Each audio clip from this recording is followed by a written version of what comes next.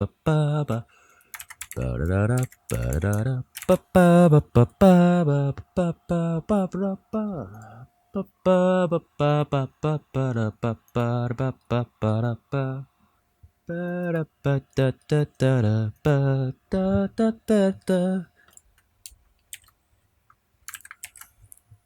we go.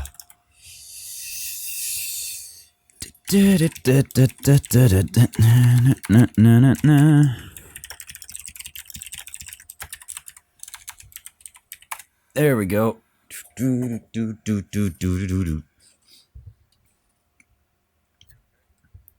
I'm streaming. Got a problem? That's how this works. You gotta talk, you gotta make noise. You have to make noise for about 6 hours straight. Jeez. Like comp. There we go. Now let's see. Visual Studio, Unity, everything's gotta be ready. It's a shame we don't have the scene switcher anymore. I mean, that was a thing, but my DPI settings killed that last stream. Oof. Literally killed it. Alright, let's see. Got one of these, got one of these. I should probably... I could fix up my Unity layout a little, maybe get some Visual Studio loaded. Load up Visual Studio while we're waiting. Oh, one of my scripts is missing. What the hell? Well, yeah, what am I gonna do? Nothing? Lol, why would I do that when this one's not done? What am I gonna be, Sony? Oh! No, but really. Oh shit, tweets went out. There we go. That's what I was waiting for. Welcome to the channel there. Support Mihai and HBC. We're just gonna get ourselves started. I was waiting on the tweet to go out, but it's done now.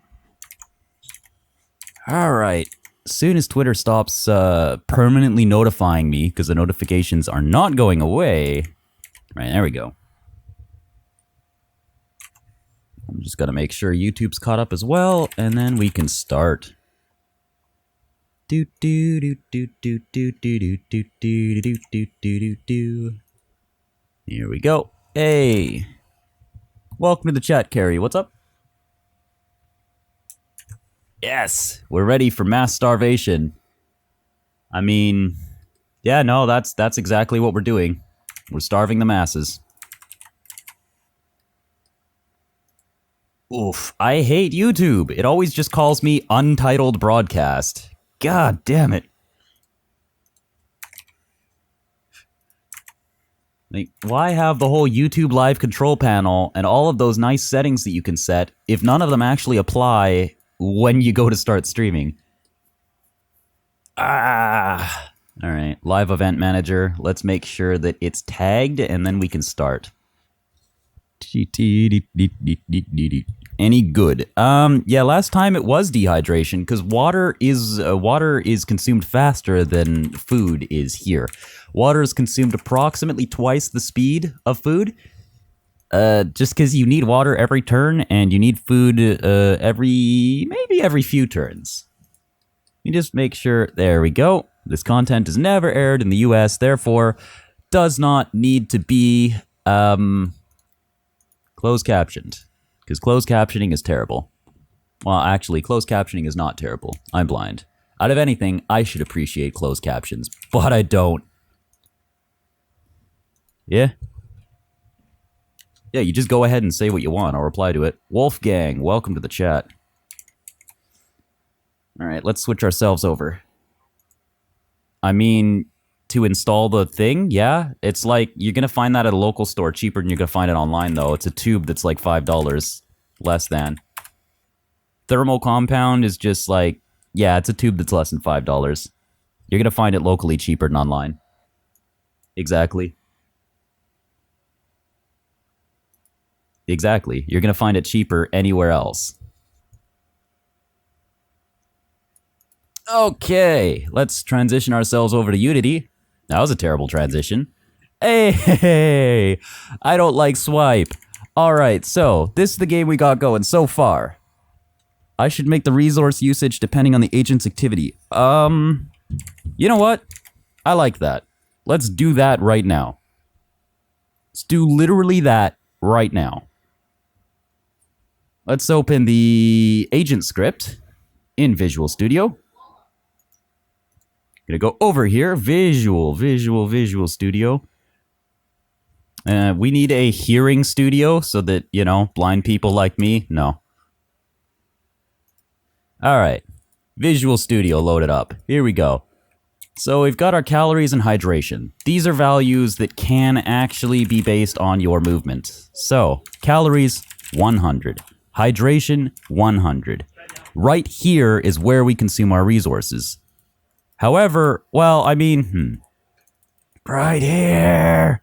So let's say that it's based on our movement then. Let's go to move towards destination. And in here, if our distance from our destination is greater than 0.5, then we find the vector of our destination. We rotate towards that vector. And then we move towards our forward position. Because if we're rotating towards the vector of our location, then that's always going to be forward. Then I will take these numbers and multiply them by the... maybe by the distance traveled. Perhaps the hydration should be based on the distance traveled. So, let's take a concept of last location, and let's take a concept of your new location. That is this here. Forward times delta times 3. Move us towards the destination in question if we're facing it. This, I suppose, is our movement speed. So, forward times time times 3. Let's take time times 3 and apply that to our hydration and see what happens. I'm actually not sure. That's going to make it a lot smaller. And this magic number times 3, we're going to want to move that so that it's part of the, you know, it's seen in Unity. Let's transition over again. Go have a look at Unity. Run this. See the hydration, which should be falling rapidly at this point. No, hydration is not falling. Food is not falling either. What's going on with the side? We've got 28 foods, 27 waters. Wubba Wubba, Westerman, Vasvik, Sense, Sean, Sad Cloud. It looks like everybody's running out of food. Yeah, there we go. Nope. Yeah, Sad Cloud's dead. But water. Hydration is still not working. So, let's take this number. Let's try and remove 2f times time fixed delta speed times 3. We get now a water reduction of 1 per never. The hell is going on with our water reduction? Let's try instead to do a hydration of minus 10 times fixed delta time times 3. We get... there we go. Now we're using water based on our distance traveled, and it's approximately 1 per second. The food, on the other hand, is pretty slow. So we need to make our food now based on the water speed as well. This is based on our movement, so if you don't move, the water doesn't change.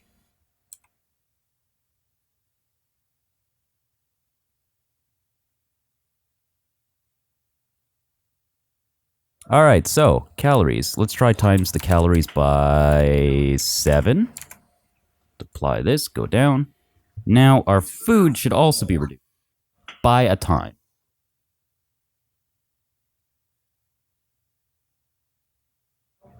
Alright, now, food. Food is going far too slowly. Gonna have to fix this. Let's do 5 times fixed delta time times 3. See what happens. Human supremacist is... food intake still needs to be a lot slower, else we're gonna run out of water. No, I mean, Let's see what they die of first. They should die of water before they die of food. That's the problem. So human supremacist, Westerman, Sad Cloud, Sean, and Big Hoss. We're looking specifically at, I guess, Big Hoss at this point because he's stolen all the water from everyone else in the map. Ooh, okay. Now everyone's dying of starvation. I mean, that's back to what we had in the demo. Sean died of starvation. There's one person left! Yeah, see, so it was Big Hoss. Water is the new limit, and we definitely need water in the map. So, now that we've applied our resources, not really based on our distance, because, well, okay, yeah. This is our move speed. Move speed. And this 3 is move speed, and this 3 is move speed. If we replace every one of these magic numbers with move speed, we should be able to have ourselves our first configurable for the agent, which is incredible. Actually make it a float. The default value is 3F. Represents our forward moving speed. Also decides how fast we consume resources. Let's go. Calories, hydration, health, log, map. Alive and health is all fine. Destination is fine. Rigid body is fine. Let's do... Maybe. What are we gonna do to this? It's our move speed. This is what I've added that you missed. Move speed. And then if I go forward into Unity, we should be able to click on... Oh, actually, we can't click on an agent because they're created by the system. Let's click on an agent. No, can't click on an... There's an agent. And see, their move speed is 3. There we go. Based on the move speed of 3, everyone can move down. Let's go back to our code and start adding map features, because we were talking about this for a long time and putting it off. Reason being, the map doesn't generate anything, maybe on screen? Let's go... Oh, right, here we go. Let's launch GitHub. Just remembered. Commit this one little agent change we've made so that we don't get too far behind each commit. This is changed agents, agent, food, water, now based on distance traveled. There we go. Now, let's go down to the map controller, X size, Y size, and initialize the map right here, and map tile. Map tile, we need to add a new type of tile called water. And then we need a type called wall. Based on water and wall, we can scroll down. Water, water, water, water. Here we go. And fill them in. So close this. Close this. These are our wire cubes. Now, go to generate. In generate, we have borders being drawn, but the borders are never rendered on the map. So let's see. Do we have an on start to render the map? Just close down our border classes. We have an awake. We do not have a start. So let's add that. Private void start. Builds the physical map based on this dot map. And this will fill in wall patterns. This will fill in water. Should fill in everything. Let's see what we can't do. What are we going to use as a water feature? Solid blue block for now. I really can't be bothered to fix that. The ground's made out of some weird blue. So let me go through. Where's our awake? Our awake is a shitty loop. So maybe go down to draw border. No, generate. Here we go, generate. Let's take our internal tile array here and draw it for I in X size, and then one more on the outside for I in Y size. X, I equals I. This equals Y. This equals X. Y, where Y less than Y size for Y plus. X is 0 for X less than X size, X plus. Then map X and Y is what we're using. We need to draw this. So, let's do a switch case for this map. And if it's a map tile dot wall, then we will spawn a solid object. Whereas if it's a map tile water, we'll spawn a water object. This is a wall, this is a water. We've got 2 breaks. We do need to generate a solid object now, though. Map tile has no constructor. So let's try and create a struct based around the map. Maybe a create tile function? Yeah, create tile. So private void create tile map tile type. Do I want to use... No, I don't. This should just be create tile with a string prefab name and a vector3 position. And the positions, let's see, water and wall, text is here.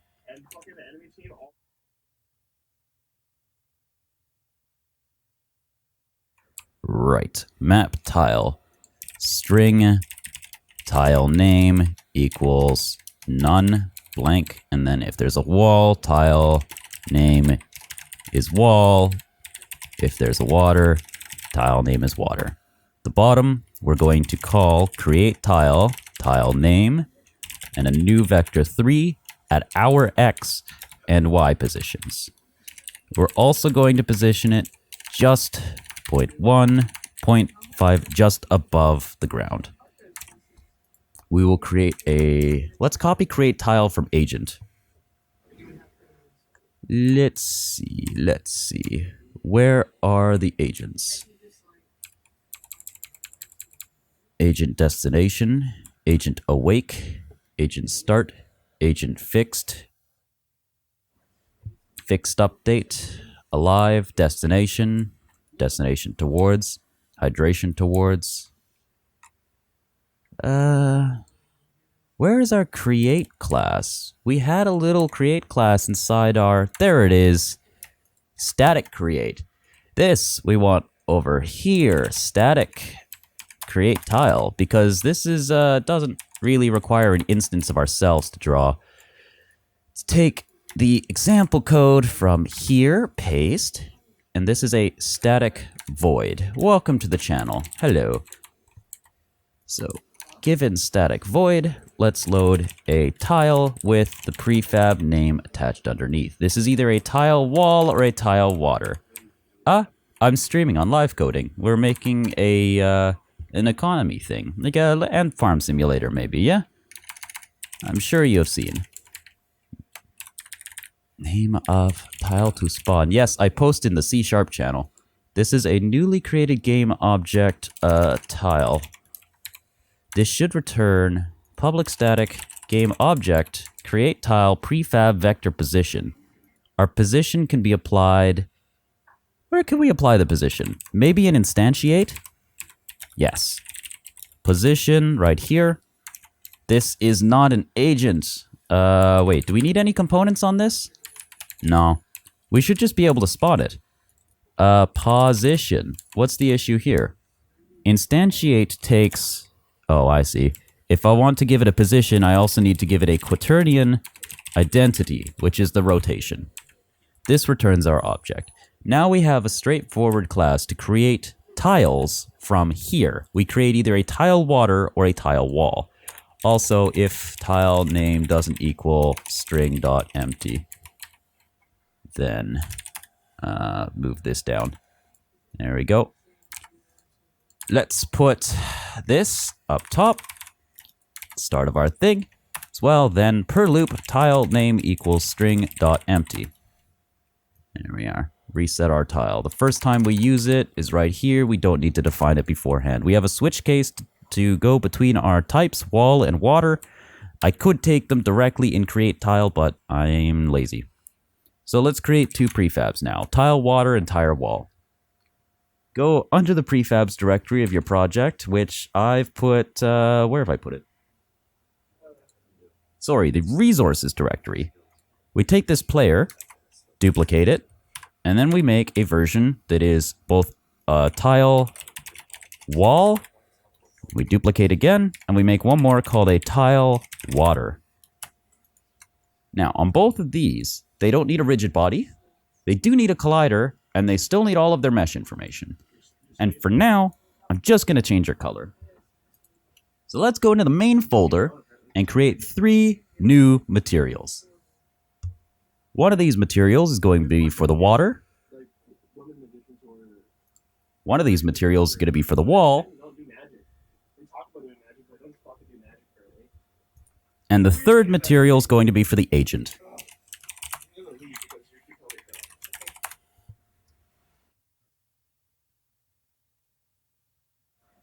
Okay, so water and wall. The wall needs to have a color. Just drag these down. Maybe give it a little bit of metallic. Gray it ever so slightly. There we are. And then water needs to be blue. So let's take our water. Little bit of a hue. Go up. There we go. And then again, half metallic. We should not need a specularity for the water. A ground. Why is the ground specular? All right. Now we take these 2 materials, go to our resources folder, and apply them. Oh my god, it's hard. Right, so given tile wall, add the material wall. Given the tile water, add the material water. Now if we generate the map, hopefully, I mean, we might just get a gigantic error, but no, it looks like we're fine. Although, is start ever called? Create tile name at vector location. Hello. How's the economy going? I'm It's economy. the producer on this particular... We've got, what do we got here? You'll have to project a bit, but there we are. We've got prefab location. So far, we have people running around with a player list, information, foods, and water, and a bit of a, you know, maybe an activity log that tells you what they've done. Did a lot of things to be broken. Yeah, we did expect a few things to be broken. It's my mixer, so. And why is the water in the walls not showing up? I've just tried to add a function where it generates walls around the map and a river down the middle, but unfortunately, it's failed miserably. It's done nothing. Well, I mean, that's not super important to the final product, considering we already have a map now. Yeah, that's a thing. Here's the map. That's not... Oh, wow. Map was not enabled. Wow. Well, that would explain a lot. Well, there's your problem. Yeah, that is my problem. Also, when I enable it, crap, that made a lot of stuff. Alright, let's, just have another look at this. Why did that create so much stuff? Builds a physical map out of the reference map. Helper method to create new agents. Is this being run? Yes, it is being executed in edit mode. That needs to be disabled. Also, yes, these need to be assigned as a parent. Go transform parent this transform. There we go. Oh, no, transform. Local, this dot transform. Oh, I see. Are you simulating this with real players? Yes. People can join me on the stream to take over any of the players shown as agents. Fabulous. You realize you also need non-player controlled agents. Transform. As long as you have some of those. Yes, because I do. Players behave somewhat unpredictably, whereas we have to also account for NPCs who will just meet those basic needs. Yeah, the NPCs are only going to be caring about their needs, whereas players generally have some other motive. Players will hoard water and things like that. They'll just do things that don't necessarily make sense. Right, now that I've deleted the extra map objects, our map is no longer generating in edit mode. When we hit play, we should get a world border. It's not in the right place, and I think the people... Break it. That's interesting. Yeah, also half of it fell off the map. There it is, falling into the void. Let's not do that. Let's, there's something wrong with the position here. We're not applying... Oh, I see. We need to take away half the map size to this X and Y position. Let's go X over X size by 2. X size by 2.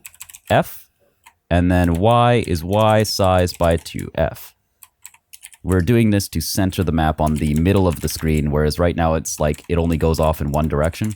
Have you showed them the end goal for the economy simulator? No, they have not seen an end goal. Ah, there's a border, and hopefully they won't use the border too much. I mean, right now they can push the. Why are they pushing the border? Wow, that guy's a rebel. He's outside the box. Oh well, now he's come back inside the box. The box is more of a guideline, maybe. Borders are not a definite. People are sort of ignoring them. In this simulation, does your economy still create Um, things? Like, for example, we have plants, we have a river that won't run out of water. that's why there's meant to be a river that's generated in the world so that people can then go and collect water from the river and, right? Whereas right now, there's this border, and this is the first part of the water generation, is I needed any map to generate, because this ground is placed, right? Yeah. But these map pieces, how are they getting pushed around? Did I add oh, wait, I might have. Well, I'll leave you to figure that out and I'll check back later. Alright. Yeah, there we are. Walls had a rigid body. Anything with a rigid body can be moved. This is pretty straightforward. It's, ooh, there we go. Now we have our map borders. Given the map borders, and I'm not sure why they're so far apart. Maybe... Oh, yeah, I see. The cubes need to be bigger. Our wall cubes are currently at half size. Let's make them one whole size. Then, let's make our water one whole size only in width, because we're going to draw the water probably down the middle. And then see what happens to the agents when they're forced to work in a smaller area. Here we go. Now that we have a solid wall, agents cannot exit the... Oh, wait. Nope, the wall is actually up in the air. Whoops. Well, they can go underneath it right now. Nice bug. Let's just go over here, position these at 0 in the height. Run this one more time. You see, I've just gone over, placed a nice little 0. Alright, let's try one more time. Run. Now, if we look at our walls, they're placed on the ground. In fact, are they placed through the ground? Nope, they're placed on the ground. Excellent. Now, we're going to have to add a little bit of code to the agents to make so they don't pick a location outside of the map. Otherwise, I think right now, they might... Well, let's run the simulation once and see if any of the agents get stuck along the side of the map. That means that they were trying to exit and were not able to. Hello? Yes, well, I know. There is a bit of back and forth. You should be able to see everything now. I should instead take the total distance at the beginning, then multiply the value. Good point. Yes, multiplying by the distance every time is harsh. Less walk. The thing is, if your destination is, once we split the map up, if your destination is local to you, whoops, Unity froze, then you will be spending less resources to get there, because not everyone is forced to move. If your destination doesn't change, e.g., you're happy idling wherever you are, then you're fine.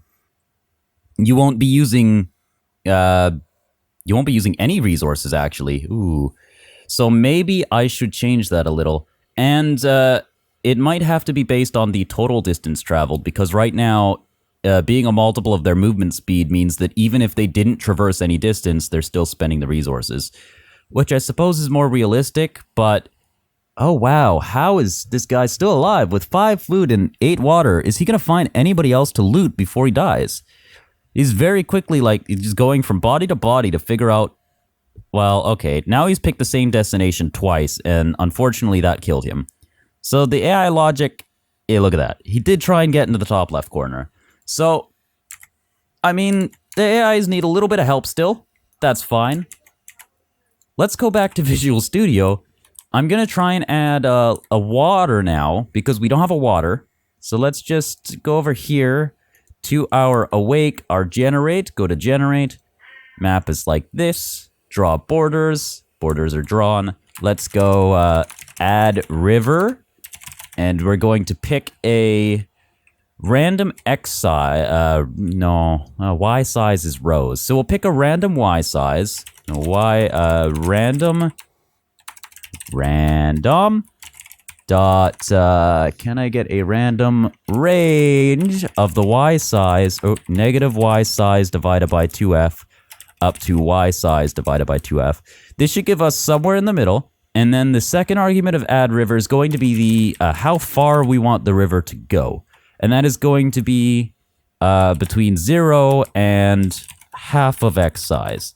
This should make something that sprawls from one corner of the map over another corner. So let's give our private void add river, where the river is a y, int y, and then a int length.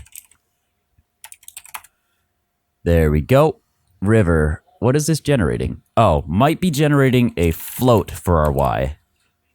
Random range by 2f. It's also generating a float for our length. Can I fix that? Yes, I can. There we go. Now we're only generating an int length and a float y. I can deal with a float y, frankly. Let's go look at our draw horizontal line function, because that's what we're doing here, and we're drawing a horizontal line given a number of length and a y. I suppose add river is really just a call to draw a horizontal line.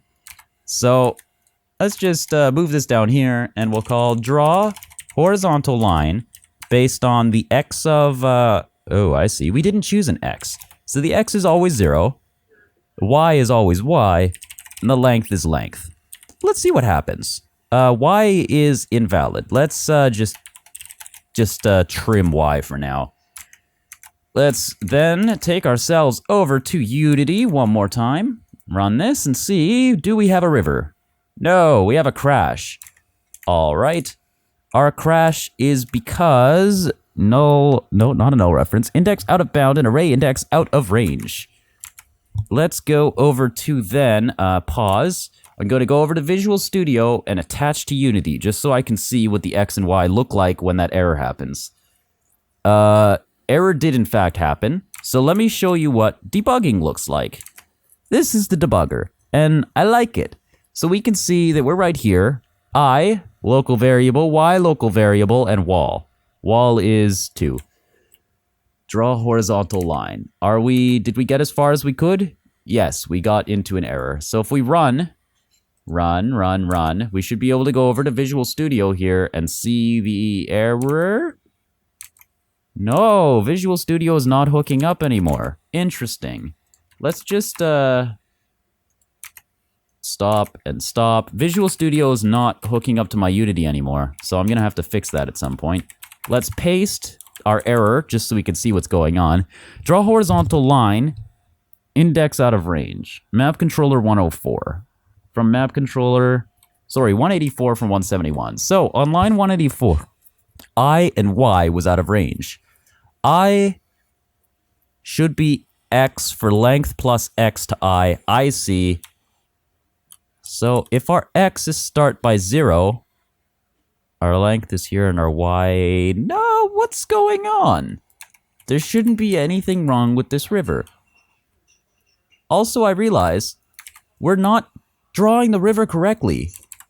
So let's try int I is 0 for I less than length plus 0, so I less than length.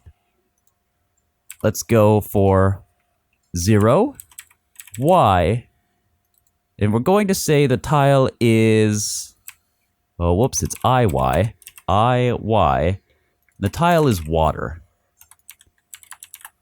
What is wrong with this? Cannot implicitly convert a float.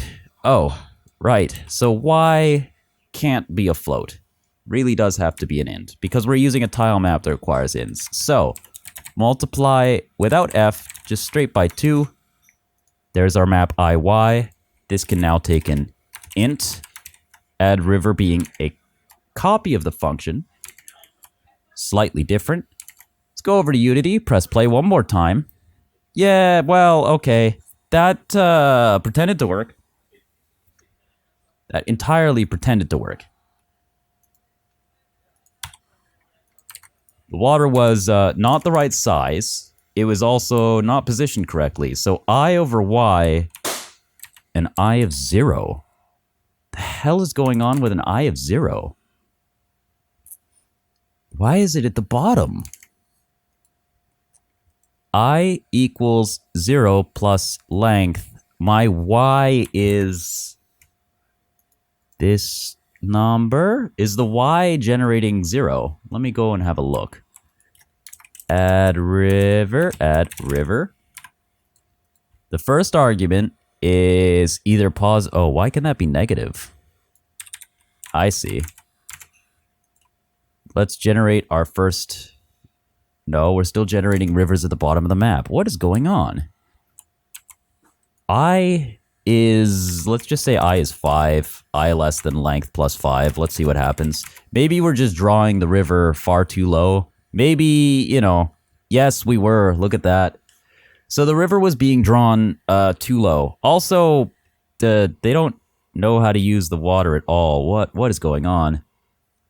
Did we position it off the side of the map? Yes, we did. What? This doesn't even look... This just looks weird. This doesn't look like it worked. Doesn't look like they understand water so much. So, for now I'm going to scrap this. Just because it doesn't work. We will come back to rivers. I would rather work on... should we be able to? The border works, right? The river is not so much. However, I should be able to place portions of water, well, make the water a little bigger, and then have them get water from it. Do I have any objects in this project? No.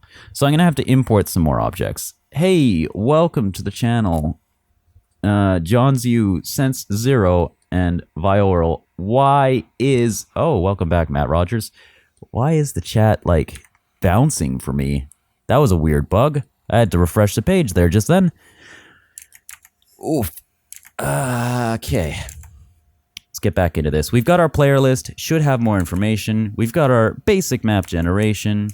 We've got in Visual Studio. We've got our random points. Welcome to the channel, Snella. Snella? Yeah, Snella. All right. Let's go and add now resources. So let's go to our map generate. Map generate. There it is. Then we'll go and create tile. Draw gizmos. Generate. So let's add. Do we want to add like ore? Do we want to add like trees? Let's add a representation of trees. Why not? So draw forest. Maybe draw a forest of like, maybe draw 5 trees somewhere.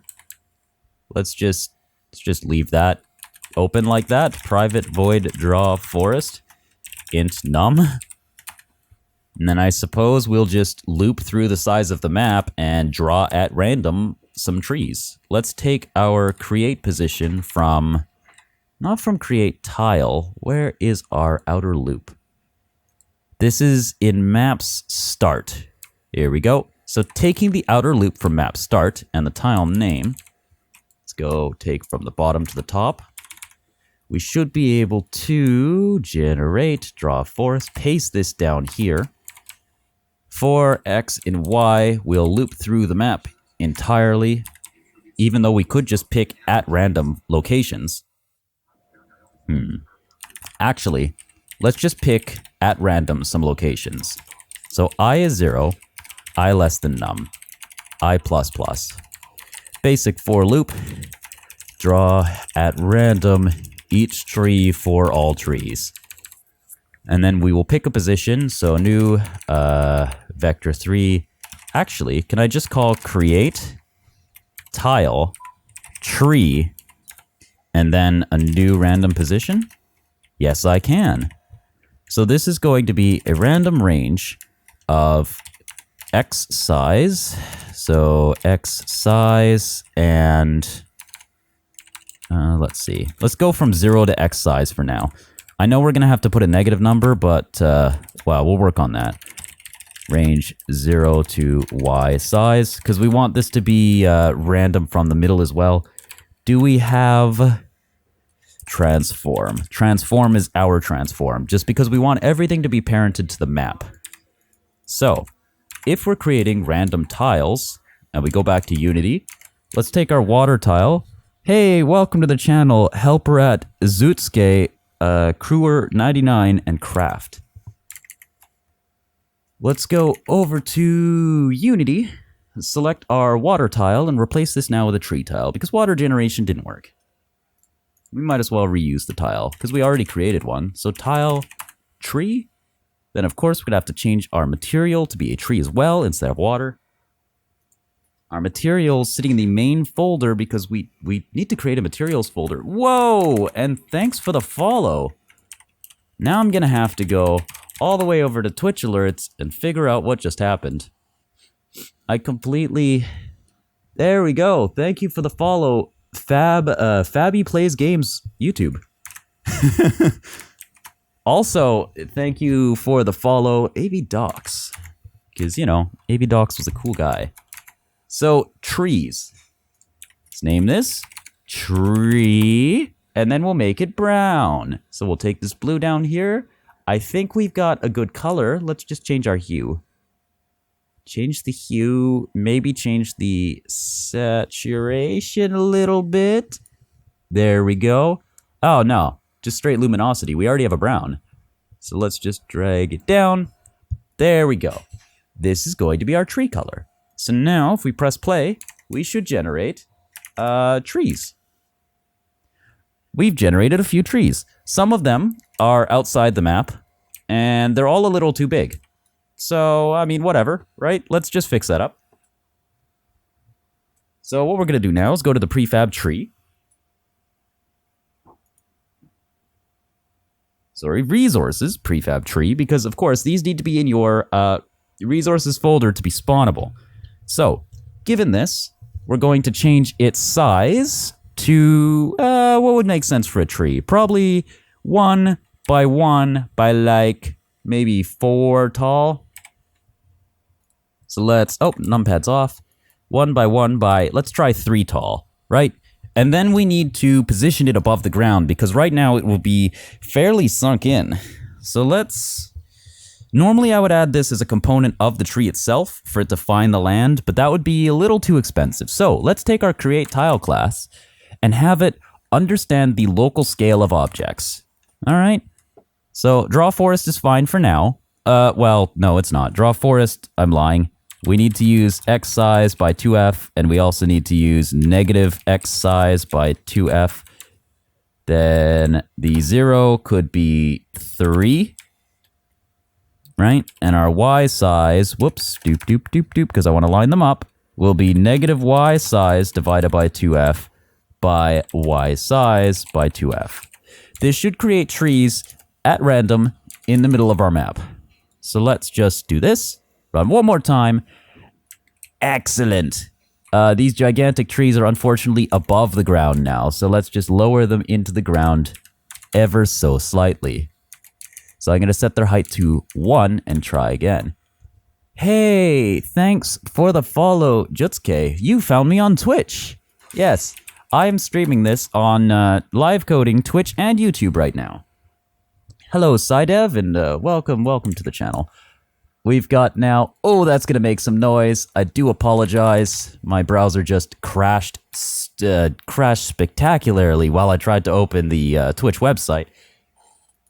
Gotta love Twitch's website sometimes. Normally works. Do have to edit this. I am on day 4 or 5. Let me check the YouTube. Sorry about that, guys. Just gonna take a little second here, do my due diligence, make sure that I'm reporting the correct information everywhere. There we are. This is, in fact, day 5, so I need to reflect that on Twitch. Day 5. There we are.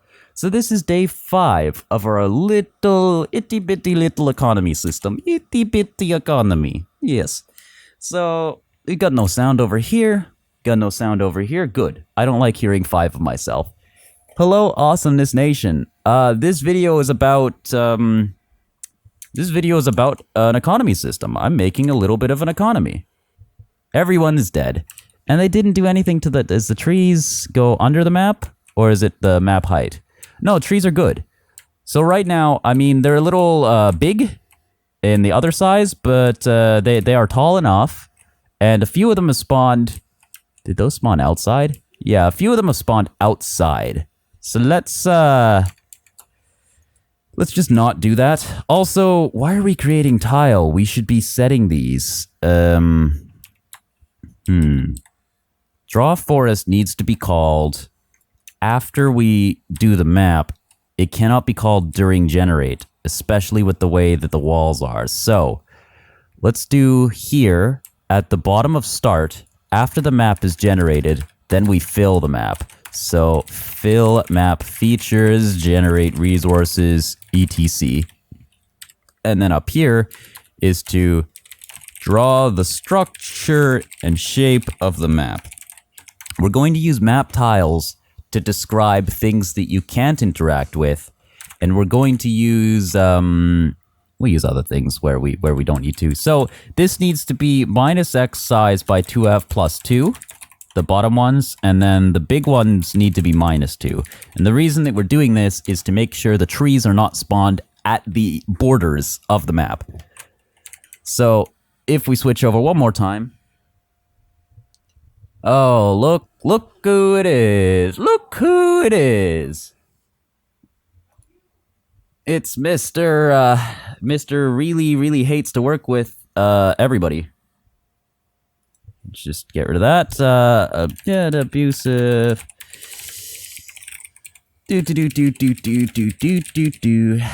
I'm sorry, but that's not allowed. You spammed up the chat all day yesterday, so you're just not welcome anymore. What am I gonna do, right? It's what was recommended. But welcome to the channel there. Valdene and Jutsuke, welcome back. Here is our simulation as it goes so far. People get stuck on the trees a little bit, but not too much. They should also actually do something to these trees. They need to interact with them. So, let's tell them what a tree is. Should we have a tiled tree near us? Let's see. Where is our agent? Does it have any actions that have it look at its surroundings? Or are we going to have to register these as map objects, these trees and such? It would suck to have to do that, but hey, if we have to, we have to.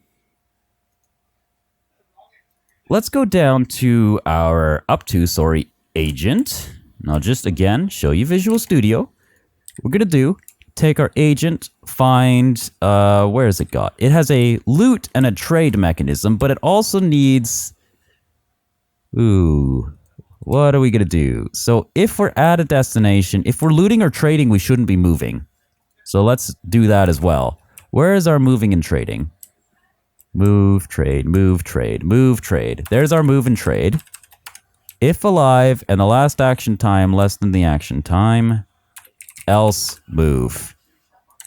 So we will loot and trade, else move. This should prevent us from just running around with our heads cut off, but yeah, let's try it. People should stop when taking an action now. Excellent. So now the people that are trading and looting have to stop. Now, the thing is, okay, if you have nobody to trade with, do you still stop? Looks like it. Interesting. So we're gonna have to change that a little bit. Let's go back to Visual Studio. All right. Hello. Wow, I'm not going to be able to pronounce those names. I'm sorry, guys. So, loot and trade should probably return the number of people that you loot or trade with. So, because otherwise, how are we going to track them, right? This is, you're only allowed to loot one body per turn. So let's see, bool. This returns a bool. And then it will always return the count. The count is the number of bodies that we have successfully looted. Count starts at 0. So let's actually make this an int and not a bool. Return count, there we go. Return count at the bottom as well. You're only allowed to loot one body per turn, and then where is our, if theirs is not null, this is where we actually loot. So, count plus plus. There we go, count plus plus. Now we must do the same thing to our trade class because we must track the number of trades that have been done. Let's do, there we go, int count equals 0. I don't even need to specify that because integers are 0 by default. Return count. No, they are not. Use of undefined variable. There we go, count 0.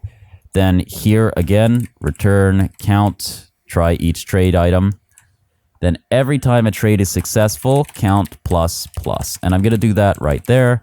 Then at the bottom, return count. Make sure that you're returning something from all portions of the function. Now that we have an int trade and an int loot, whoops. Here we go. Int trade, int loot. Now what we're going to say is that actions... int actions taken equals 0, and then we'll add the actions taken plus equals the loot plus equals the trade. Whoops. Bloop. Actions taken should be 0. If actions taken equals 0, then we move. If we didn't take an action, move. So actions taken needs to be defined as 0 outside of this little function here. Doop, doop, doop, doop, doop, doop, doop. There we go. Now, if we've taken 0 actions, we'll move. This means that we will not both move and loot trade in the same turn. So if we look at the stream, there we go. We're back to Unity. If we play the game one more time. Excellent. Now, hopefully, when people are trading with each other, you can visibly see them stop, get stuck together because that's their position, and then start moving again. Let's see how this changes the dynamic of the simulation. So we're looking here. Oh, there we go. As trade actions start happening, people are just going to come to a standstill. You're going to see a bunch of people just literally standing still because they're trading. And then maybe we could speed up trading too because, oh wow, what's happening? Is everybody dead already? No, I see. So there wasn't enough food available in this simulation. That's incredible. There was more than enough water, but they just didn't luck out on food. Let's try one more time because we're looking at seeing how trades operate exactly. We want to make sure that people stop moving when they trade. They stop moving when they loot, so again, this will be very easy to see with looting. If we have one person that's very alive and a lot of people that are dead, I should probably select a person at random, not me, and give them a lot of bonuses, just to see what happens if you outlive the rest of the simulation. I understand I'm being sent some messages, but I can't check them while the simulation is running, or else Unity will pause. So once we go back to Visual Studio, then we can see. So it looks like here, oh, no, Robbie Dubs, no, Westerman, nope, Robbie Dubs.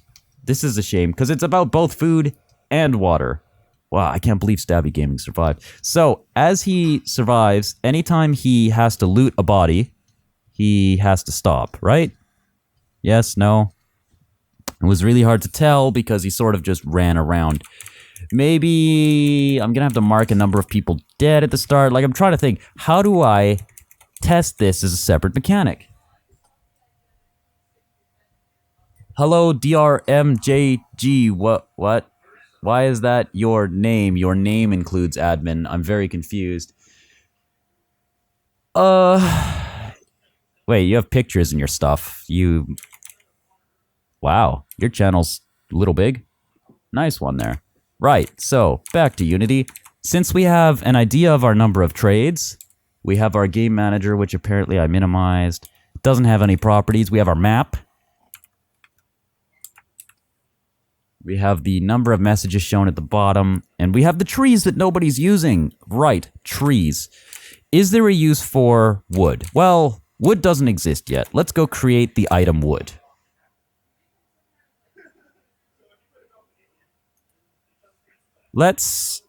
Okay, I'm gonna have to show you guys something a little weird.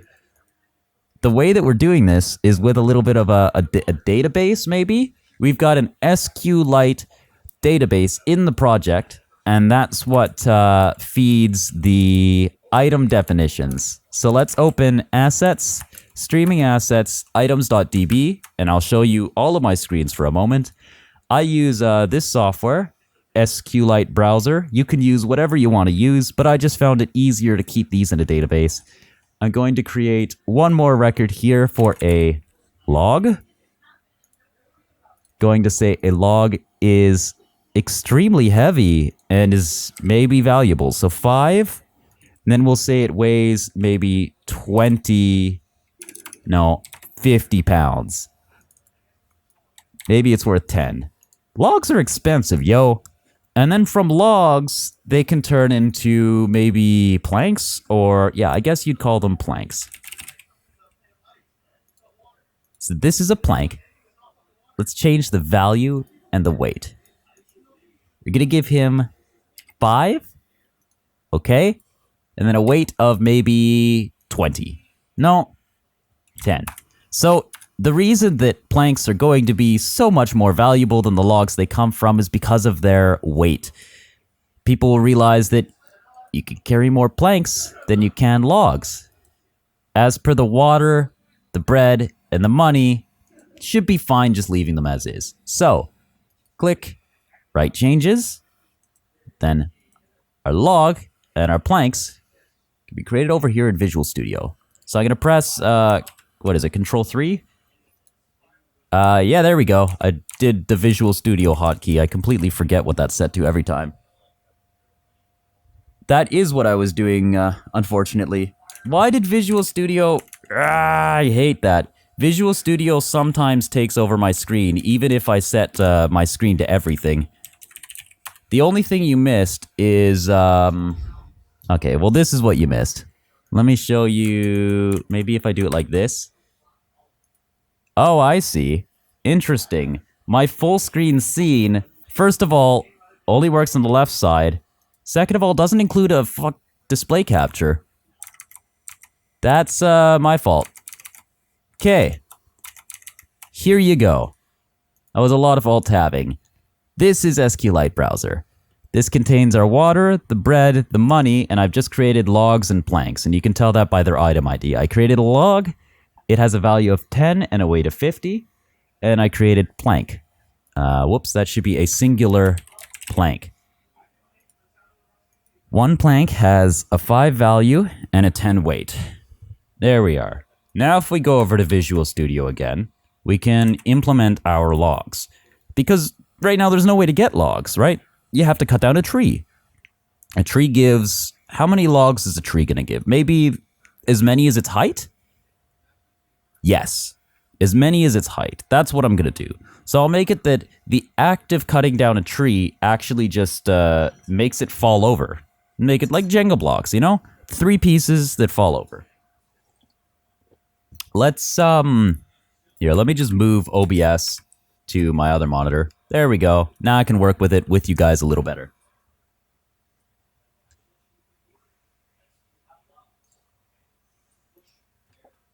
There we go. So this is, again, Visual Studio, right? Let's take Visual Studio, our new item entries, which are in the database, and agent. We're going to say that loot, trade, and then if actions taken is less than 1, less than 2, would I allow 1 action? No, see, again, each of these should be taken as their own actions. So, if actions taken is still 0, so if actions taken is 0, then we shall, why is that never 0? The actions taken does not actions taken. You can only loot or trade or resource action per turn. And you do it in the order of loot, then trade, then resource action. So, then movement, because movement's at the bottom. So, if actions taken is still equal to 0, or trade, or ... let's just put a ... here. Loot or trade. Then we'll select this form, say E, trade, or resource action per turn, we will say that then the items around us, so elements is, do we have an idea? No, nearby is an idea of agents nearby. We need a way to get neighboring objects with a resource type. So let's make a new list here. Get neighbors, get neighboring objects. Neighbor, get nearby objects. Nearby is nearby objects. I cannot redefine nearby, but I can reuse it. And then I should be able to call a resource action on nearby. There we go. Nearby action where, well, no, just get nearby objects is only going to return objects we can use. Let's, for now, comment out resource action. One more time. To do Albino, we should collect resources we are near. We are near. Let's select get nearby object. It's going to be private, i.e. numerable, game object, nearby objects, range, and then we will copy our get neighbors script. Oh, right, we can't. We actually need to get objects near us for this one. Okay, so we're gonna have to use physics collisions because we don't have a list of resource objects anywhere, although we probably should. So let's go map.objects where object at object where object transform position by our transform position range. Map objects where. So now if we go to the top of map controller, just make sure that we are on Visual Studio still so I don't make that mistake again.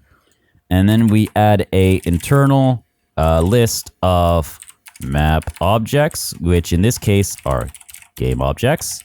Call them objects, get, and private set, because, you know, you never need to set it outside of the here. Setting it clears the list. So agents equals new list agents. Objects is a new list of game object. There we go. So given our list of objects, we just need to register them as they're created. Create tile is not the great place to do that. What about draw forest? Let's say game object go equals create tile. And then we just need to add this to our list. So we'll go objects.add go. Now we have a list of game objects that's near us with get nearby objects. So now let's scroll up here, get nearby objects. Why does that not work? Get nearby objects returns a list of game objects, i.e. numerable should not be agent IC. So nearby objects. All right. And then we need to take our over here nearby. And I was recently told Control RR will rename all references and call them nearby agents. That's awesome. All right. Actions taken is loot the dead and alive, trade with the alive, and then let's see if we have any. So debug log nearby objects dot count. Yes. Ooh, I don't want to use count. Can I use length? Nope, it's an enumerable. I am gonna have to use the expensive link operation of count. So with SQLite browser, welcome to the channel. We've got some new people here. Welcome Stush, welcome Comeric, welcome Andromert, welcome MRTBR.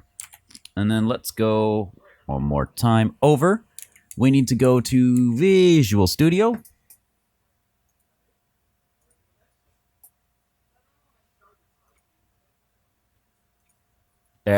Sorry, not Visual Studio, the Unity editor. We're gonna run it one more time and see that our logs, yes, look at this. We are getting number of things. Number of things. Let's see. Most of the time, people are returning 0. Sometimes they're returning 1. So, should they be returning 1, we want to use that one value. With the one value, go over here, debug, take this count.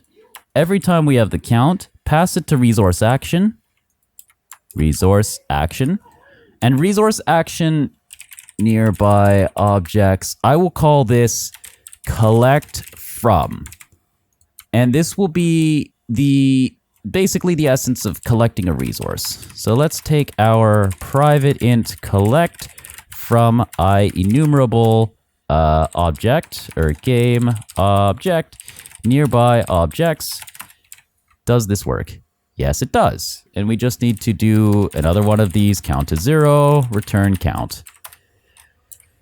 Now, the main syntax of, is it like looting? Is it like trading? It's like looting. So the main syntax is going to be looting. Let's take, for I and nearby objects, let's copy this entire for loop. Whoops, sorry. My scroll wheel, I need a new mouse because the scroll wheel does that thing where like it'll scroll randomly up and down as you tap it. It's really upsetting. So, whoops, copy, paste. So paste, paste, paste. Nearby objects dot length, take everything from their body. Does not contain a definition from length and no extension for length. Whoops, what did I just reset? Ah, I see. This is lootable. So let's get rid of this little lootable section. We are only allowed to loot one body per turn. This is that we are only allowed to collect one thing per turn. Agent other should be a game object other. So now we need something underneath our game object that represents or creates inventory objects. Let's go look at our tree one more time. Do we call this like, I guess we're going to call it a resource, huh? Or like a provider. Yeah, that's what we'll do. Let's make a provider script. So on the side, I'm going to create a new script called provider. And what the provider does is it represents an item. That's all. Very simple. So let's get rid of the start and update. And let's just add a public string item name. And then this is, how does this work exactly? It will generate one of these items every, well, no, the provider is destroyed. So bool destroy on collect, public bool destroy on empty. Whoops, public. So this is the destroy the parent object once we have been depleted. Otherwise, destroy the parent object upon first use. This is false. And the default is destroy on empty true. True, and then we will have a public game object on destroy replace equals null. And this is a when destroying the parent object, replace it with this.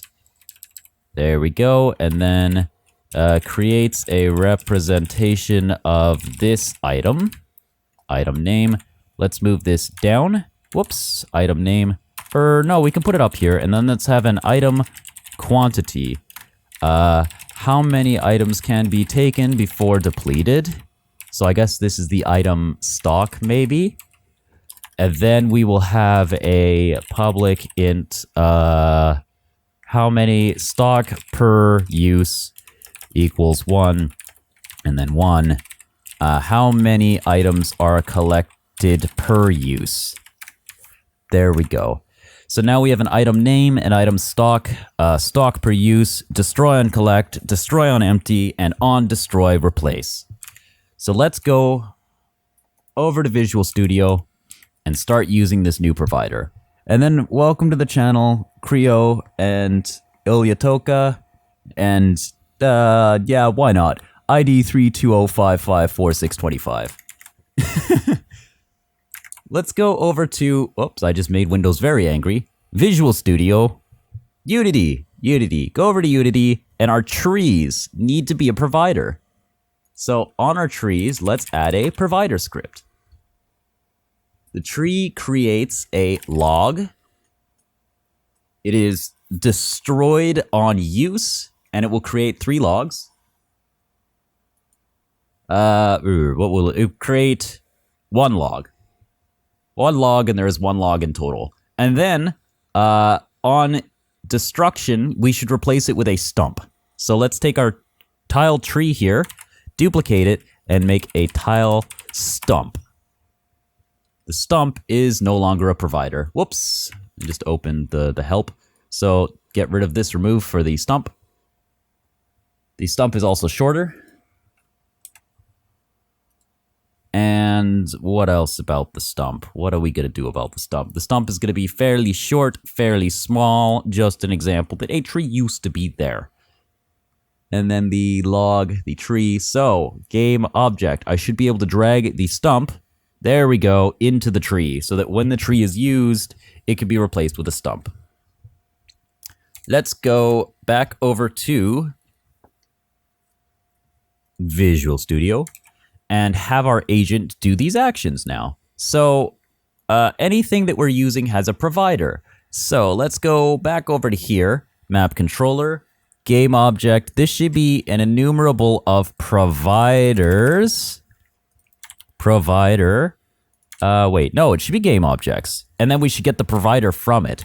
Provider equals other.getComponent provider. And then if provider is null, then continue. Because, or I can just shorthand that to if not provider. And that just simply means that if the object isn't interactable, then go next. Now, if we do have a provider, then is the provider's stock... no, that's not going to work. How am I going to do this? When we use the provider, we take our inventory and we add the provider's item name, and then we also add the provider's stock per use. There we go. Then from the provider, we remove or reduce the number of item stock by the stock per use. There we go. This takes item from provider as per its rules. And then follow through. Actually, we should just ask the provider dot reconsider existence. There we go. Let's have the provider will reconsider life. All right. So we're gonna have a public function called public void reconsider life. And what this does is makes the provider face an existential question of its own existence, bringing morals into the equation. No, okay, so really what it does is it just, but really it just sees if we should be destroyed yet or not. This is pretty straightforward, though. It is the provider considering its own life. So let's take this and say if item stock is less than or equal to 0. It should never really be less than 0, but whatever. We're at that stage where it's possible. Then and if destroy on empty, then let's do a instantiate instantiate game object go equals instantiate our on destroy replace, and we want to position it at this transform position. Can we just parent it position transform rotation? There we go. Why is that invalid? Because as game object. Yes, it is. There we go. And then we should be able to go dot parent equals, go dot transform dot parent equals transform. We'll assign it to our parent. Then we will destroy ourselves. If we have run out of stock and we're told to destroy on empty, if we have something to replace ourselves with, our, not out, ourselves. So this is, again, if on destroy replace is not null, then we do this little bit here.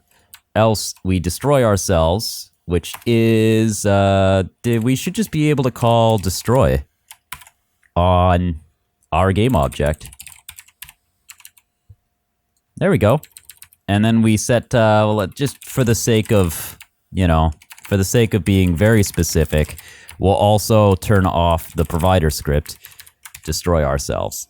So this should make it reconsider life. We did not implement destroy on collect, so for now I'm going to get rid of that feature because it's not implemented and it's going to confuse me if there's a feature that's not implemented. Going over to Unity one more time. Let's see what we've gotten from this. Hello on Twitch. I try again now. What game are you doing? I am doing a game that is an ant farm of sorts. Welcome. Welcome, Hugo R. And hello. Welcome also, McKenna. Let's go and play. See what we have. Now, they should be able to interact with the logs. Although, we're not displaying anything when they do, and they're not trading logs, so crap. Wait, how are people dead already? What just happened? What? Oh, what the hell? Has looted the dead body of the clone? How is that an agent? Okay, we need to look at our loot script because apparently the loot script is getting things that are trees, which is not really possible. So let's look at loot. Loot uses nearby agents is get neighbors, and then nearby agents is where agent is not this. And then dead agents get looted. Agent where agent alive. So how are we? Let's go look at the get neighbors script. There's no way we should be getting trees as our neighbors. Something is not right there. Because this only checks the list of agents where the agent's distance is less than us. And now, if we look at our nearby objects, we'll see that it only gets objects where objects are near us. That was a funky little one. Yeah, this is Unity that I'm in right now. I'm trying to figure out why trees are showing up as, like, attackable. So let's play the game once and click on a tree and see what happened. The tree should have, wait, tile wall? No, it's tile tree. So let's scroll all the way down to the tile tree. Trees have a provider. They don't have an agent. Why are they being seen as an agent by agents? Like, seriously, why are you able to loot a tree? Alright, let's go back over to Visual Studio and figure out why people are looting trees. If we look at these two functions, we'll see get neighbors specifically looks in the list of agents, and get nearby objects specifically looks in the list of objects. Now, we do need to consider that agents and objects, okay, good. Objects are added to the object list by draw forest. Agents should be in the agents list. Yes, with the add agents. So now we have agents and we have objects. Why, oh why are they lootable? Why, oh why are trees showing up under loot? Let's go to our loot function and we'll say that if the other thing, how is that being converted to an agent? It shouldn't be valid. If other dot get type doesn't equal type of agent, then continue. But like, again, that's not possible. We're literally casting it right there, and this is already a list of agents. What is happening? I'm gonna look at the error one more time and see what's making it happen. Let me just pause. Looted the dead body of tile tree clone. So somehow we are looting the dead body of tile tree clone. Other dot name. Other inventory remove. The problem is that game object. An agent is a game object, so of course they can be converted. Oh, I hate it. This is an issue of link, I think. Let me scroll up. Loot is a list of nearby agents. If I scroll up, we get nearby agents. We then remove ourselves from the list. We then only loot dead people. How are things getting in this list that aren't agents? Double check that our list only contains agents. Nearby agents equals nearby agents, where agent dot get type equals type of agent. I don't really know how to... Like, this is weird. I could do agents of type agents, but I already did that, and somehow I'm getting trees in my agents list. Yeah, look at that. Trees are still showing up in the agents list, even with of type. Oh, man. All right, let's go back to Visual Studio one more time. This is not working. The resource collect from nearby objects is get nearby objects too. Collect from nearby objects. How are we looting from trees? Let's make a list of providers instead. Let's just not use the objects, huh? Let's make objects be a list of providers. So nearby providers equals get nearby providers equals nearby providers equals get nearby providers. I'm just going to make sure that, you know, since game object is so generic, it's possible that we're returning only game objects. And that would be... Well, the thing about a game object is you can cast a game object to anything, because everything inherits from game objects. So, of course, the link is falling through. Let's go to where our providers are registered, which I think is on, where is it? Map, draw tree, and change that. So go to our map controllers, scroll up to the top. This is now a list of provider, called providers. And then our list of providers is added to by draw forest. So providers.add go.get component provider. Because there's no reason for that. Then let's double click here. What is wrong? Nearby providers. Do we take providers? Collect from provider. And here, this needs to be like this. Control R, nearby providers. Then right here, our provider is direct access. There we are. Two more errors. Looted from other.name. Provider well, we do need to change that message. So log.append string.format. Oh my god, I am dumb. The message for providers was looting. This is why you don't just have hard-coded messages all over your goddamn code, is because you're just going to confuse yourself. Collected %1 from %2, period. God. Let's say I collected 1x %2 from 3. Then its name, the thing we collected is the provider.item name. The amount we collected was the provider.stock per use. And then the thing we collected them from was the provider.gameObject.name. I am upset. I should only be upset with myself. I can't believe it was a looting message. Alright, and then we'll make them reconsider life after we log what happened, because otherwise they might be dead while we're trying to print information.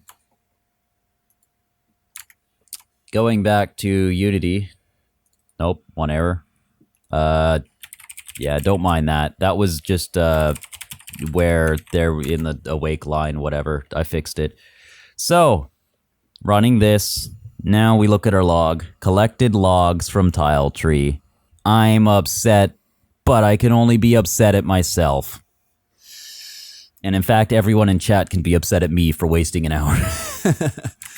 So let's, what else? Oh, yes, when trees are, we should do that. Go over to Visual Studio.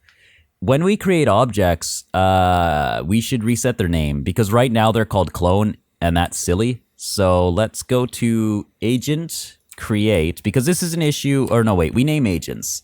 So we only need to really fix this for the trees. That is in the create tile function. So let's find the create tile function, create tile. And then the object needs to be, I hate it. If I click the side, if I click anywhere on this margin, it will like scroll down the editor. I absolutely hate that feature of Visual Studio. It wastes so much time. It like scrolls up, it'll like condense my entire, like look, if I click this, double click, right? It should only collapse my function.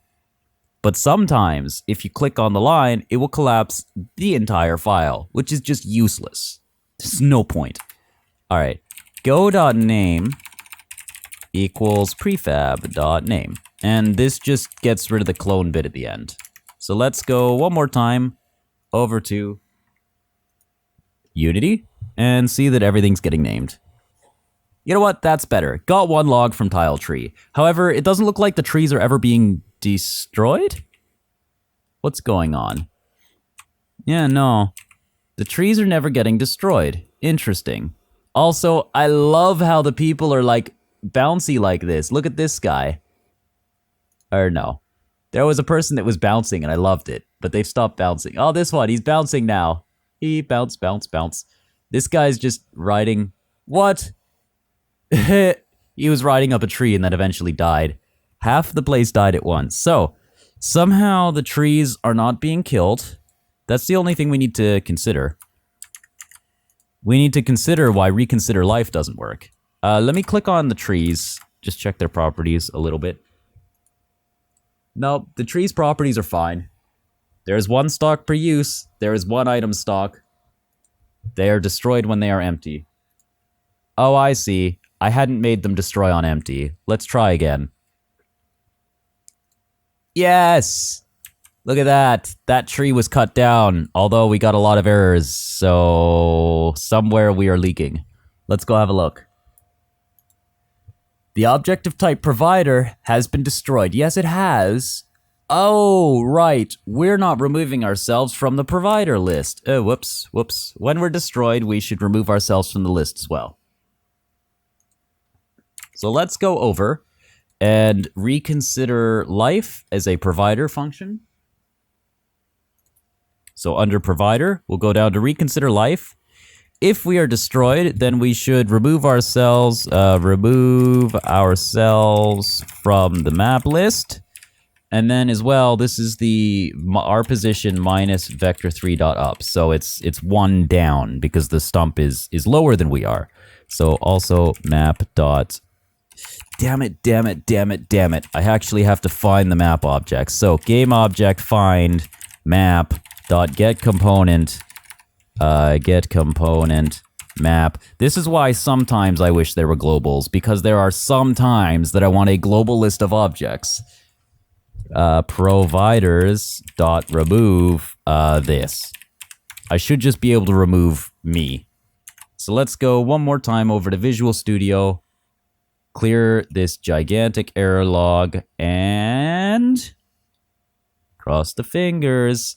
Look at that! People are cutting down trees now. And now, like, nobody's trading the logs, but that's still incredible. Let's, Oh, I realize we can't tell how much money anyone has. So let's go to our agent one more time and fix their toString, because there's no money output. That's, like, the most important stat in the game is the money. So why are we doing that? Let's do, dollar is 1, food is 2, water is 3. So money doesn't equal null, question mark, money dot quantity or 0. And then money is going to be a copy of this. Money equals find money. There we go. Money, food, and water. We should really just be going through everything in their inventory and listing it, but, you know, that's an eventual. Let's go ahead and have a look. I understand they're not going to fit on the sidebar anymore. Ooh, let's move the camera around. I'm sure we can fit everything a little better. Let's see. 30 minus 5, maybe like minus 7? Because you see it's a little close to the left-hand side, and I want it to be close to the right-hand. Hey, that might have been perfect. That might have been absolutely perfect. There, we just need to now move maybe minus 4 to move it down a little, maybe 5, 6, 4. 4 was perfect. Now we have our map perfectly centered. We have all the trees, we're cutting down the trees, although you can't tell because the camera's above them. And one person has a -1 money.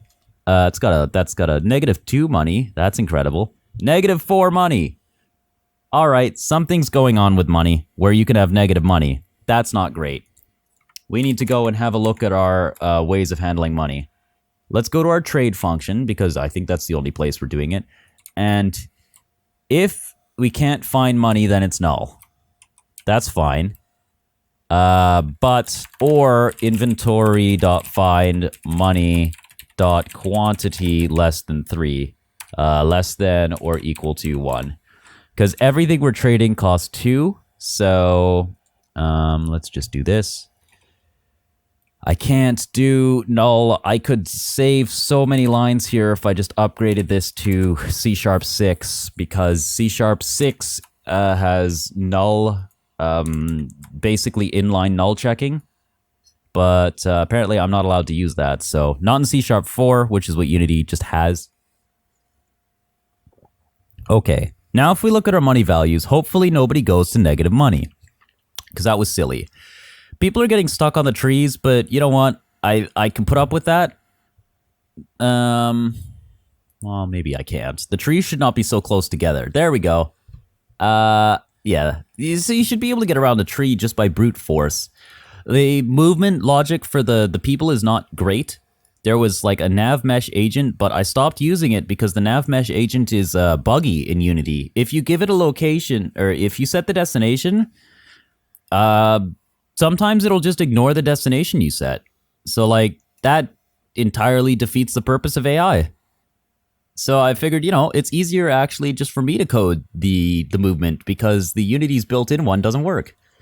Wow, Westerman has a lot of money, but he has no food.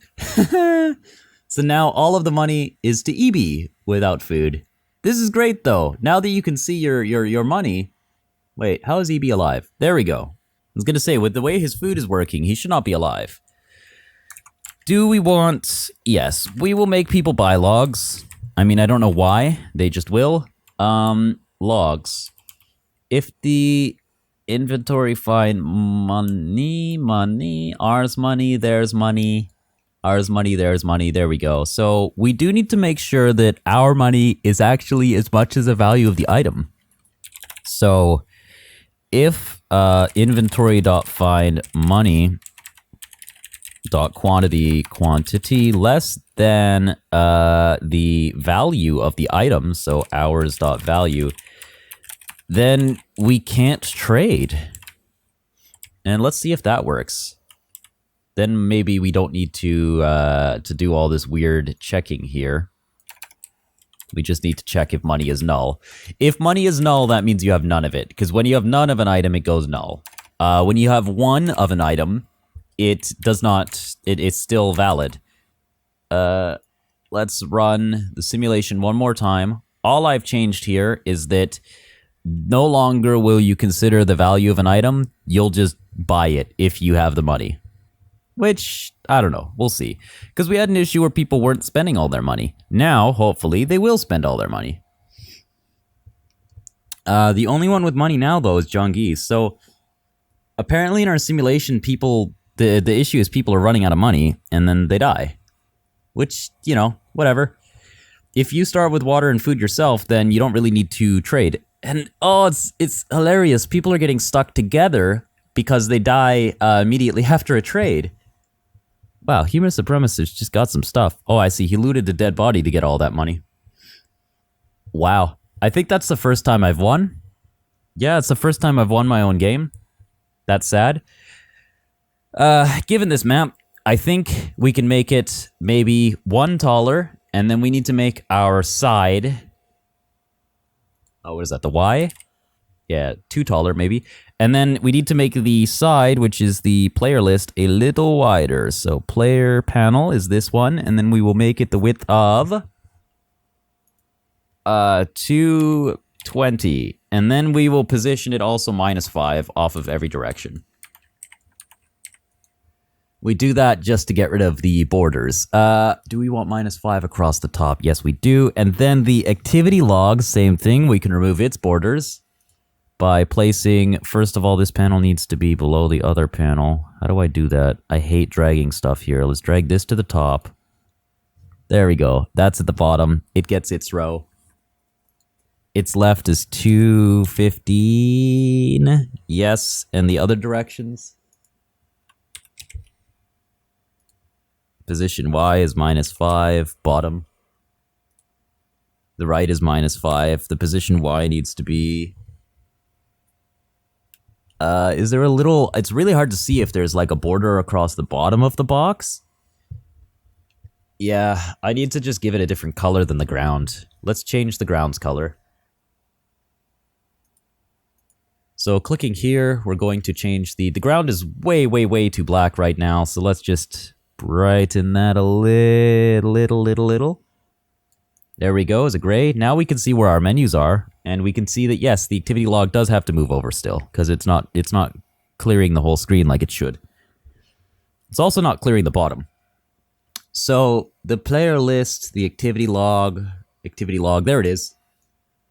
We give it a position Y of -5. Position left of 210 so that it overlaps a little. Maybe, can we do 213, 214? I like the border, but I only like a little bit of the border. Border at the bottom is fine. The right does not need a border, and the height... No, the right does need a border, so let's do 0. The player panel, we can move a little too. I like having a little border, but not a lot. Maybe... yeah, that'll do. Because we don't need a border on the left, and we don't need a border on the top or the bottom, because the activity log is directly above the game. That will be the window that appears to float. The player list will not appear to float. We'll just put that directly on top. Then let's just a little more padding on the player list internal text and run the game one more time. With our slightly updated, still doesn't really fit in the list. There we go, now it fits. So wubba lubba dub dub apparently had too many things. Too many things. Alright, so we've got our list, got our people running around. People stop moving when they trade. It's great. People stop moving when they die. We probably... We have originally had a bit of a color system for the people, because right now you can't tell maybe if they're alive or dead.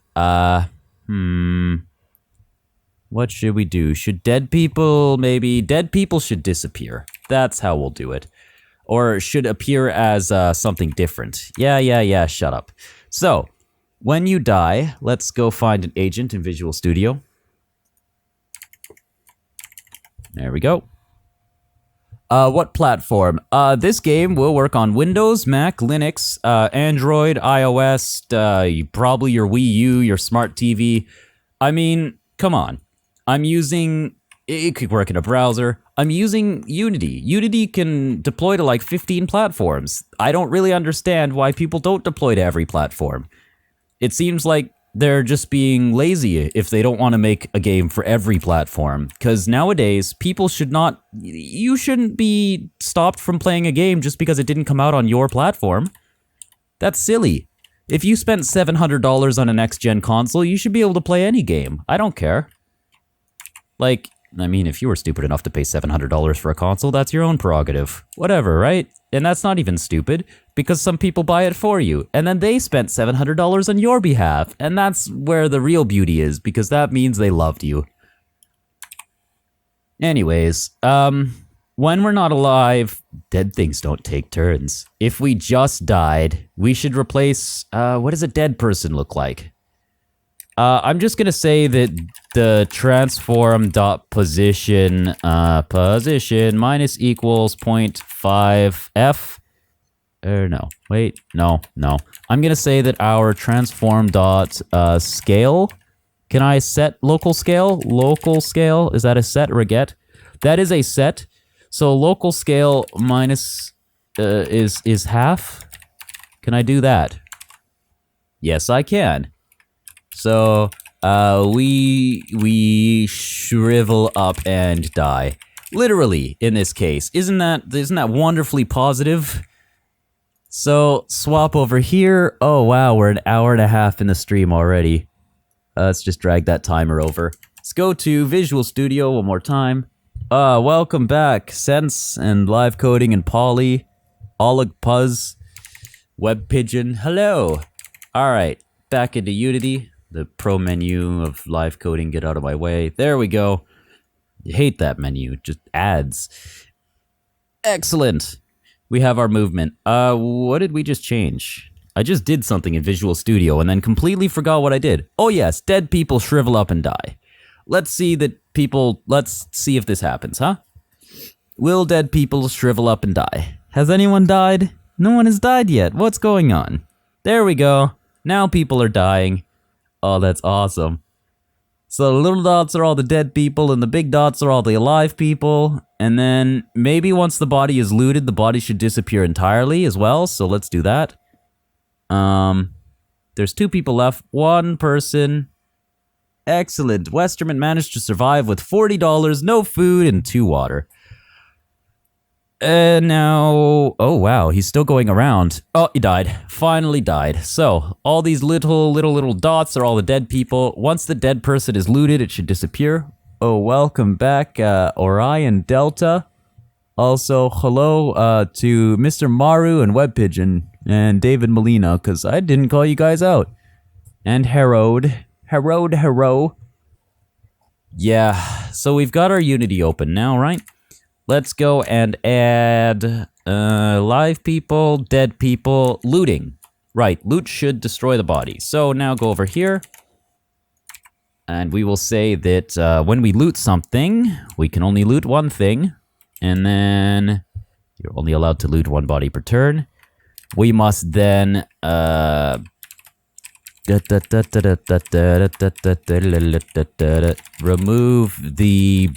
remove body from game. So we're going to say that the other dot, actually let's just remove map dot remove agent other, and then destroy other dot game object. Can we do just that? Hopefully we don't have to do anything else. Let's run the simulation one more time. One more thing. And see that it worked. Did it work? Did it work? Well, let's consider it. We've got a series of people. When they die, they should go smaller. When they are looted, their small body will disappear. So let's... nobody's dead yet. That's unfortunate. Let's have some people die, shall we? Yes, starvation, and then their body was cleaned up. This is excellent. Yoink. Once they walk over your body, they take your crap and you disappear. But you have to get fairly close to a body to loot it. You also can't, you can't have looted something recently. So let's just see the proximity of these bodies. Oh, that guy's stuck in a tree. We have to do this one more time. That's unfortunate. I know it takes a little bit of time to go through the simulation, so I don't want to bore you just playing the game, ironically. The game, it's not, you know, it's an ant farm simulator, and until we have more perspective than just this little side-on window, it's not going to be too entertaining, right? But all of this code is on the GitHub, so you guys can have a look at it for yourselves, see how I did things, you know, did give pull requests if you wish. I'll be working on this project every day at 11 a.m. Pacific Standard Time. You can also view more details of the project on the live coding page, so livecoding.tv/angryalbino. And okay, we have one person left. Right. So to be fair, the only way that we're going to easily test this, and welcome to the channel, Crotus and Chris0x. We need to go over to Visual Studio. I said go over to Visual Studio. Yeah, there we go. And then we need to add something that the first agent gets. Like, we just need to make it so any of the agents really can survive. Because right now, we need to test somebody surviving. So let's see. If name equals blah. I can't think. Okay. Int random gift equals random range 0. Let's go to the number of people. Population.count. Length. Excellent. And then I++. Let's go int I equals 0. I++. Ooh, whoops. No, because that's number 0. I needs to increase at the end of the function. And then if I is random gift, then this person gets a double starting kit. Give them another one. And this starting kit will be at least $10. So I just pressed F5, which unfortunately doesn't work. Let's switch over to Visual Studio. Nope. Unity. There we go. And we'll run the game. Now, the random gift, it appears, was given to Stabby Gaming this time. So, Stabby Gaming should survive, given $25, 15 food, and 35 water. But this all depends on their ability to loot other agents. Let's make sure, and again, this is why we're tune things like the proximity to other agents. Excellent. You do have to walk directly over an agent to loot it. Oh, well, it should be close enough that you can see the body, right? So it just depends on what close is. That is close. That's fine. What about, where's the next loot action? That is close enough to count. That is close enough to count. So I'm watching these two people and how they go over two bodies and loot them. Come on, Stabby Gaming. Go loot a body. Stop running into the... No, you're not being cooperative at all. Why did I give you the gift? Not useful. Look at him. He's just running in circles. Is he gonna run out of water or food first? What do you think? Could he loot? Yes, he looted somebody. Can he loot one more? No. Well, Stabby Gaming's gonna die. Out of water. He's got food. There we go. Died. So, 82 turns. The last thing he looted was at 73? Yeah. So, the random gift is too overpowered right now. We should give them a random gift of money so that they can trade. Give them some extra money.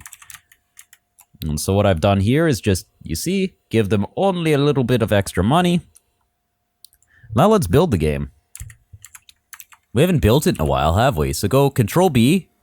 This will open up the build window. Visual Studio will get extremely upset. And then, maybe if I press the studio mode button, there we go. I can press this hotkey and then launch the game in a window. Just tell me if you're not seeing the game, but you should be seeing the game. You should be able to press space to begin, and then the world starts. Of course, the camera positioning is not perfect yet, but at least it keeps the map in view. And that's all we need, really. Now let's see how far we can get. Given that one person has a bit of extra money, and this is an economy. So who has the extra money? Let's have a look at the player list. Looks like John Geese.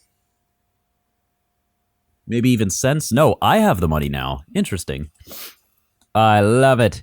You can see some people are like flipping over and falling and spinning around in circles. This is awesome. There's now 3 people left. 2 people left with a lot of money. Did they just trade? No, they didn't. And he's dead.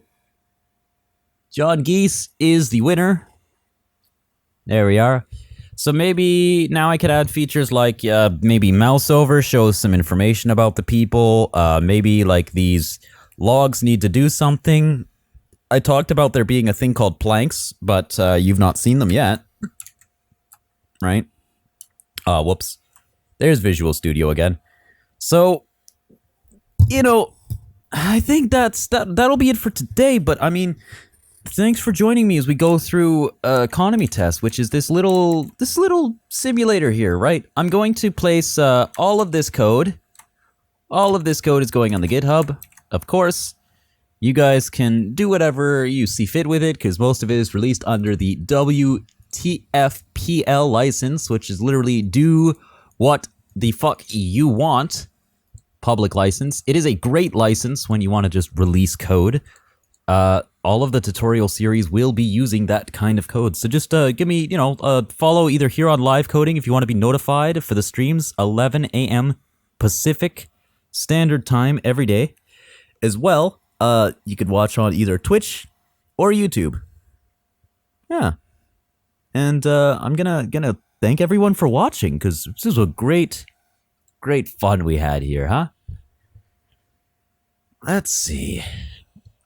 Is there anything else that we want to do before we do it for tomorrow? I guess if anyone has any questions from either 3 of the Twitch, the YouTube, or the live coding, just ask me there in chat, and then we'll just be done in 5 minutes, I guess. So welcome as well, Nopley, to the channel. Just go up here, 1, 2, 1, 2, and 3. There we are.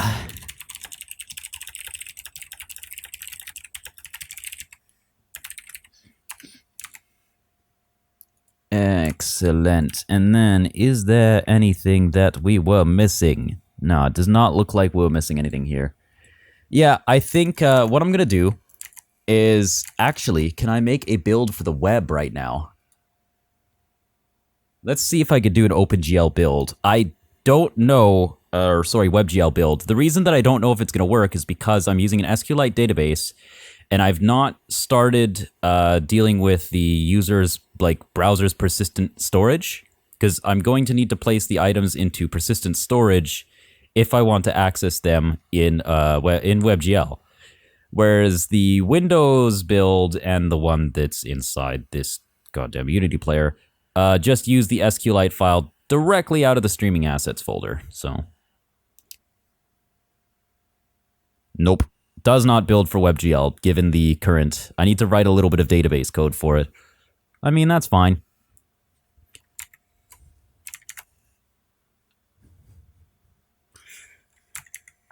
Let's go over here and